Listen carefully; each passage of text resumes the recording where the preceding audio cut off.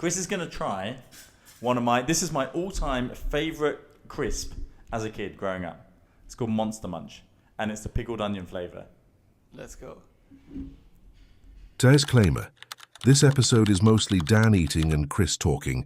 That's pretty much it. Enjoy. I think we should eat with the mouth. That when you sell those, then just kept on using those, like the ones. Like you missed that part as well when you explained me the first luxury experience in a way. And I couldn't get fat yet. And I like. There we go. There it is. What have you been up to? You said Aura. You went to the Aura Skyline. Yeah, so actually, this job. Oh, I love a Pringle. Just even the original flavour. But Pringles, I'm not a big fan. What?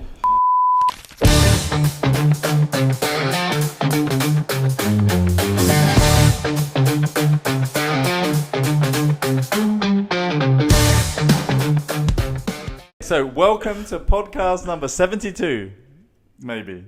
Desert Diaries. Desert Diaries. Daniel. No idea podcast number. Okay, so sorry, Chris just mentioned something.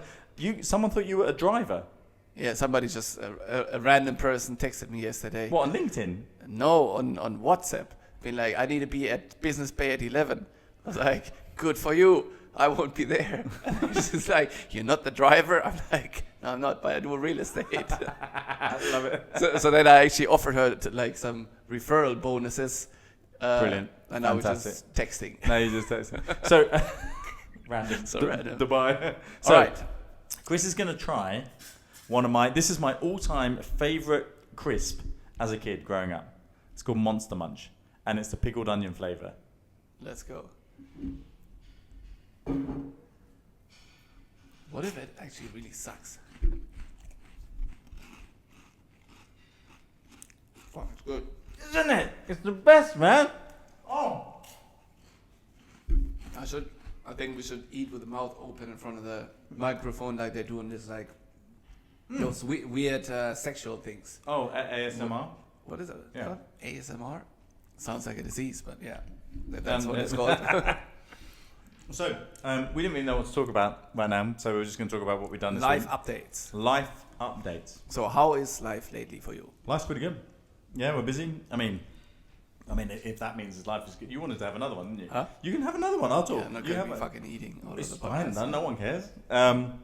Yeah. The 90 subscribers are going to be angry. No, life's good. We're busy. We're just cracking on. We got more clients, more stuff going on. Signed up another property today. So yeah, we're busy, man. And we thank Chris. Love the generic answer. Oh, sorry. What do you want me to say? Tell me a fucking highlight. Oh, highlight. Yes. We signed up. We got a new property in Emar Beachfront. There we go. Yeah, which is going on next week probably. Two bed. When is the inauguration ceremony with a big get house a party? Yeah, so that'd be nice. Actually, when I started in real estate, I always thought that when you sell those properties, clearly the owners probably won't mind if you just hang around the place, have a party, or sleep in the place. I thought that's how that. Honestly, I thought that's how it works. Turns out that's not how it works. Yeah. But there is somebody from the company that we worked for before. He doesn't work there anymore, so I can. I love the tea. Who? Don't have to tell me who. But that person was having so many units under short-term rental. Yeah. And then just kept on using those, the ones on the Palm, in 5 Palm and whatever, to just go to those places and hang out. So now he kept all of the room keys and just hangs around the residence section, goes to the pool parties for free. Hold on, do I know this person? You know that person, yeah. And then since he's been there so many times, they just let him in. They all know him. So all of the people are like, oh, yo, how you doing? He's like, yeah, I'm good. Just going out. I love it. And I remember how another colleague, me and him were there. And then he's like, yo, why don't you bring my friend some towels? I was just like, unfortunately, that's not the reality for most of them. Yeah, I would say that's definitely not the reality for me. When we're off air, I'm going to find out who that is. That's brilliant. I think I already know who it is, actually. I got an idea. I guess you can. So no, we went. Chris and I went to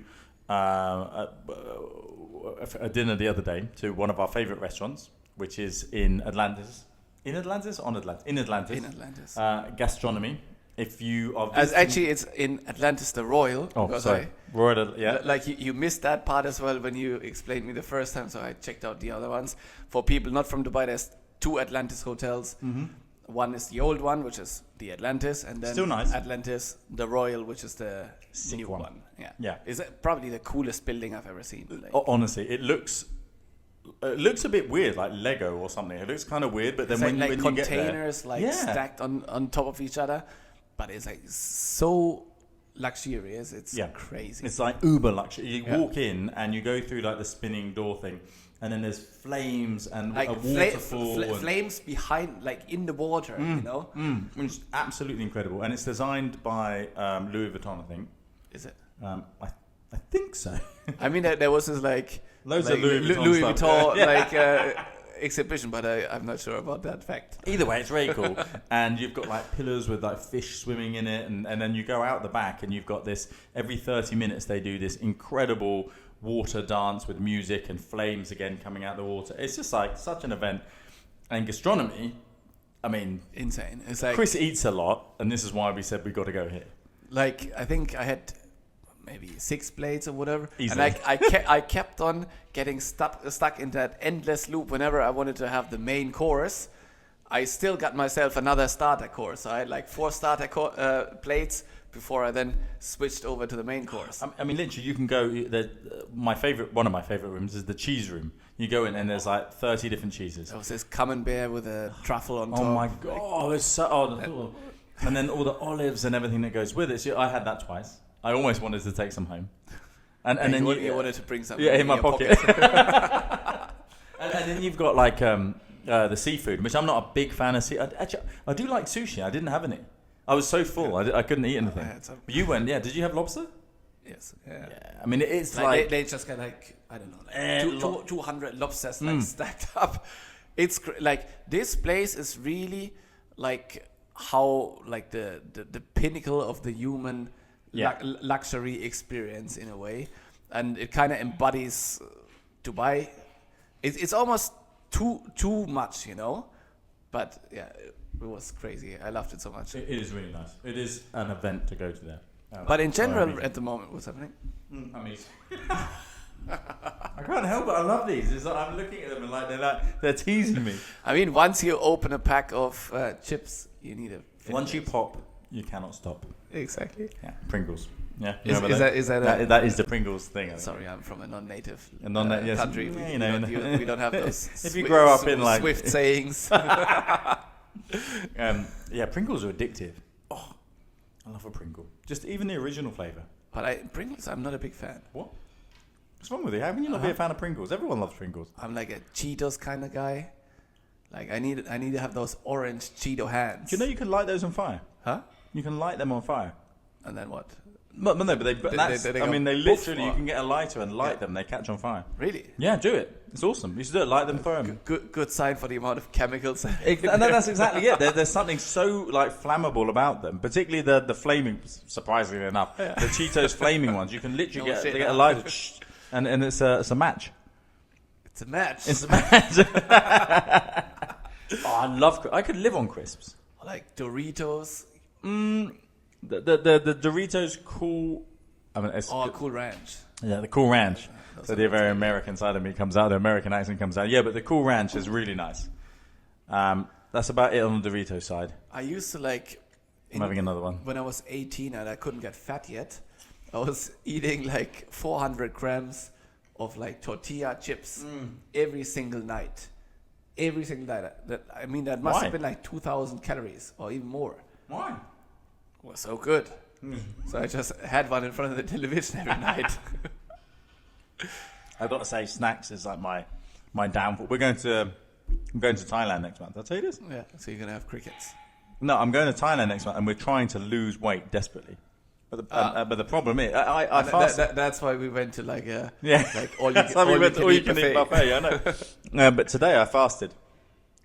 Didn't eat anything until that's why I'm so hungry now. Okay. Literally, I got up, went to the gym this morning, had 2 boiled eggs. That's it. So I didn't really fast. What else did you have? Do the drinks count? Well, then I have seen you. I had coffee and stuff. Yeah, of course I had coffee. I mean, come on, I got to live. But then I didn't eat all day. All right, okay. Yeah, and then I came home and that's what I mean. Don't believe it, but okay. It's true. Well, okay, I did have a cupcake. I mean, but it was a small cupcake. I'll see from the pictures on the beach, like how honest you were about doing the diet. Pfizer's doing really well. She's getting ripped. And then there's going to be me, which is... who's this, like, chubby guy? Yeah, who's that fat guy you're standing next to? Oh, you came with your dad? Yeah, I'm losing the weight. Losing the weight. It's going to happen.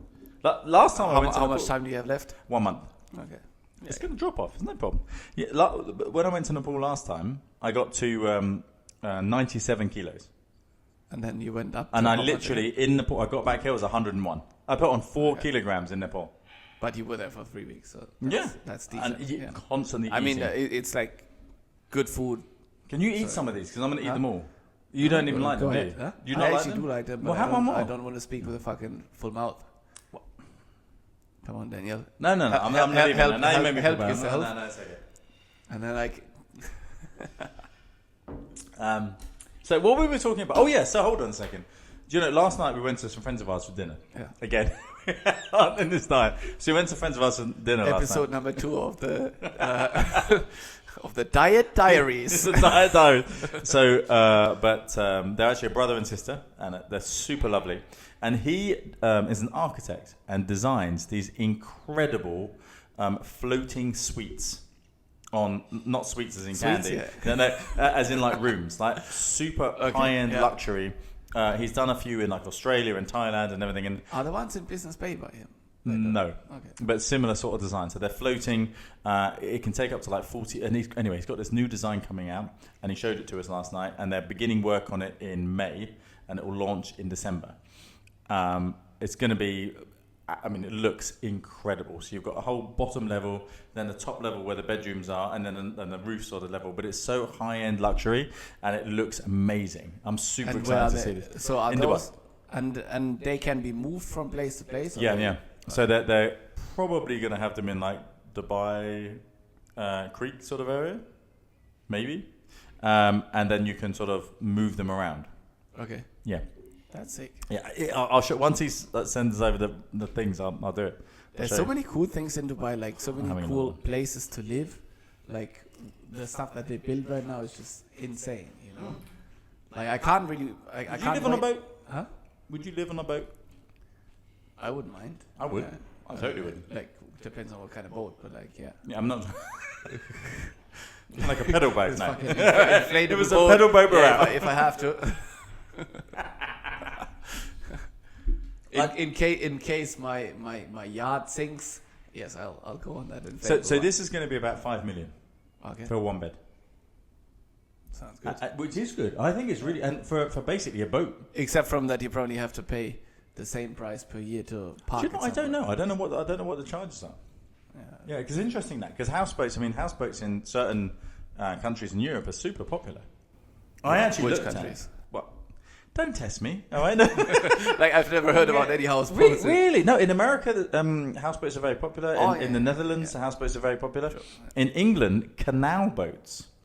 I don't know if you've ever seen these. So they're these really long boats. They're sort of like, I don't know, like 30 foot, 40 foot long. And they're about 6 foot wide and about 7 foot high.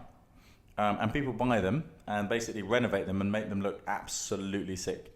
And you can live on them.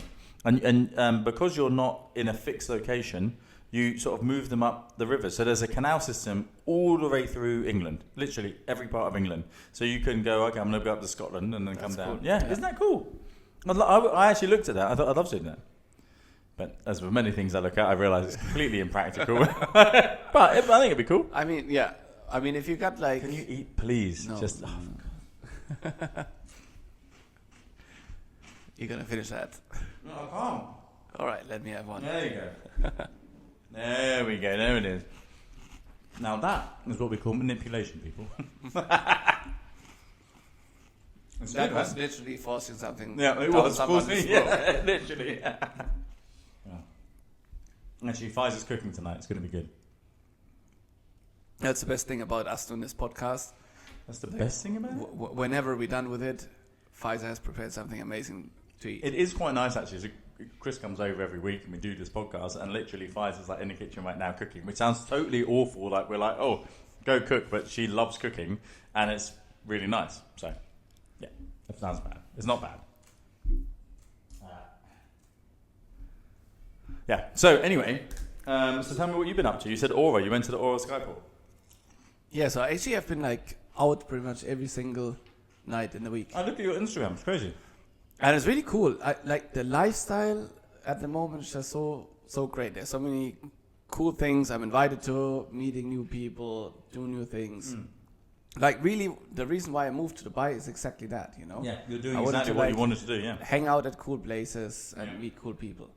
And this job kind of like accelerates it. And but in general, I think after you've been in Dubai for a while, then all of a sudden you have all of those opportunities to go to events and do things that I'm excited about. And that really, you know, like when you move to Dubai in the beginning, there's just so much hustle. But once you get through the initial stage, that's when it becomes really this kind of place that you don't want to move away. Yeah. While like in the first year, I was always, when I heard people saying like, oh, like I wanted to move here for just a couple of years. Now I can't imagine moving away. I was always thinking, I think that's fucking stupid. Like the place is not that cool. Chill. Now I actually think it is really cool. So yeah, it is very cool, and I think that you know, in fact, you and I have spoken about this many times, and I desperately need to go and do like networking events and stuff, and you get to do them, and I do see them a lot. I'm like, oh, I should go and do that. I never get out. You know, you want to go tomorrow? No, but that's my problem. Atlantis the Royal. There's gonna be Chris Fate, apparently a famous Hollywood star. I don't know. I think I've heard of him. But here's the problem: is like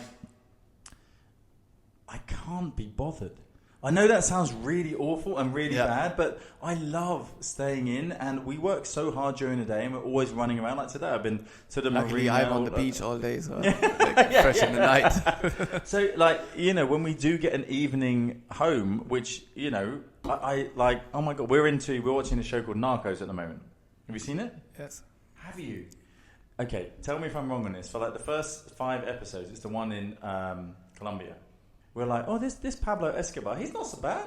He's just a businessman. And then it gets to like episode 7, and you're like, oh, okay, this guy's pretty bad. Okay, because I remember last week when we spoke about it, you guys were also in love with him. And you're like, why is he even considered to be a gangster? He's just a nice businessman doing his job. Entrepreneur. Yeah, now we're like, okay, it's not good. It's kind of interesting because in Colombia, like, the hype around him is even bigger because of the show now. Oh, really? I mean, the hype was big before, but now there's so many like things like museum type or tour or whatever that you can do like in that theme. So it attracts even more tourists, but the people in Colombia are actually really not that proud and happy. Everybody, oh, so cool. And they're like, no, it's like it costs like hundreds of thousands of deaths in this country, you know.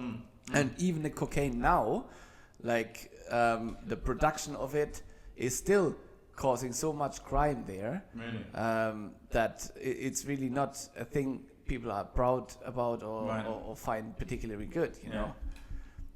But yeah, interesting. When you have you been once, twice? Once. Did you find it scary, or was it? No, it's not scarier than other South American countries. So like you should not, like those places are always like you shouldn't really walk around by yourself in the middle of the night. Yeah. I mean, it's like anywhere, like London, I wouldn't. Definitely not. Well, it depends on what part of London. Like in London, you can easily. No. Bro. No. Like probably if you pull up the crime rates. Let's say it's probably worse in Bogota and London. Can you have one more of these? I'm having one more. It's my last one. Finish it. Anyways, like I think if you pull up the crime rates between those two places, it's probably a completely different level. Like I remember I was actually looking up the place that my sister was doing voluntary work in South Africa compared to Albuquerque, New Mexico in the US. And Albuquerque was quite a high crime place at that time. So I thought maybe it's the same. But in fact, even though the city Albuquerque is like 10 times as big as that one in South Africa, the amount of murder was exactly the same. Oh my! But the perception is like, this is such a dangerous place. But like compared to like an actual dangerous place, so I think in London it's probably like every day. I don't know how many millions live in London. How many are there? 18 and a half, 20 million. So out of those 18 million per day, probably 100 people get robbed, and like. In Bogota, out of the 100,000. It's a lot more. Completely different level, I think. Yeah. But I didn't find it like super scary, no. See, that I always wonder about. I mean, and actually, it's funny because obviously living in Florida for 11, 12 years, and people now is, oh my god, it must have been so scary. And it's like, well, it wasn't really. I did have occasions. I mean, I had a gun pulled on me once. I pulled a gun on someone once, and there were some sketchy moments. But that's over 11 years. I don't. It's where you put yourself at what time of day, and kind of what you're doing, right?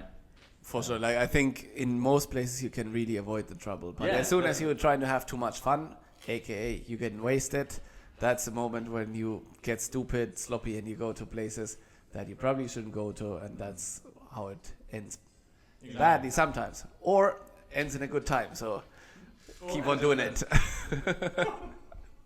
I mean, I've only ever been, I suppose, South American places is I went to Mexico once, but kind of very quickly.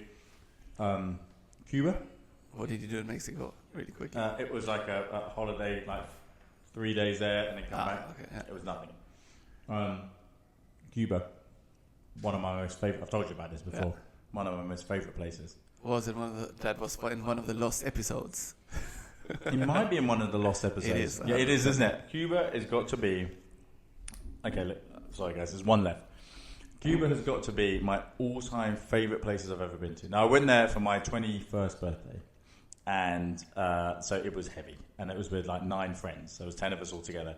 And this was, we were talking about cocktails, and I don't know if that's in one of the lost episodes, but I think I was supposed to drink 21 cocktails, and I got to like 13 before they all came out. And it was like really the most beautiful place. The people were so kind and caring and loving. Bought cigars. My cigars I bought paid for the whole trip. So I had 2 friends in England. One of them said, if you can get me these Romeo and Juliets, and another one said, if you can get me Cohibas. I bought them both, brought them back, paid for my whole drug trip. Smuggle, huh? No, cigars. You're allowed to bring them back. Yeah, so Cuba's definitely a place I'd recommend. I always wanted to go. Oh, but I actually heard it's absolutely horrible. What? Who said that? Like a friend of mine, she said it was just like in comparison to other places in the Caribbean, she said it's not good at all. Oh, yeah. But if you say it's good, let's go. No. Okay, so compared to like Barbados or St. Lucia or any of those, it's very different. Well, I haven't been to any of those places. Okay, so Cuba it's a communist country. Yeah. So, you go to the market and you go to buy something and you try and negotiate, but they've already told what they can sell it for. Okay. So there's no negotiation. It's like, this is the price. Which is kind of nice. It's good. Well, and then there's the other side of it. Like not communism. No, I mean, we're not like it. If anyone's asking. And the other thing was, I remember at the hotel, we were staying in La Hotel Nacional, which was like, at one time, it was the 5-star hotel. Yeah. It was where all like I think actually the big sort of drug dealers from Miami came over and stayed. It was like the most beautiful hotel, and it was really nice, but the whole thing's falling apart. And the paint is falling off the walls, there's cracks everywhere, but it was still really cool. So it looks like a historic site, but yeah. It's still like this like old luxury. Exactly, and it was really nice. And the concierge said to us, when you go out tonight and to restaurants, don't tip in cash, tip in toiletries. Because you'll get these people that are working in it, and a family of 4 will get 1 bar of soap a month. So they actually prefer you to give them toiletries. But like, how did you get the soap? I took it from the hotel. That makes it even easier. Okay. Yeah, exactly. So, well, then let me steal all of the soap from the hotel. No, I didn't steal it. I acquired it. In fact, I was paying for it. Okay. Okay. Well, listen, we are at 25 minutes now, so we're We gonna made the full loop from the Atlantis, the Royal. Yeah, all to what's the National.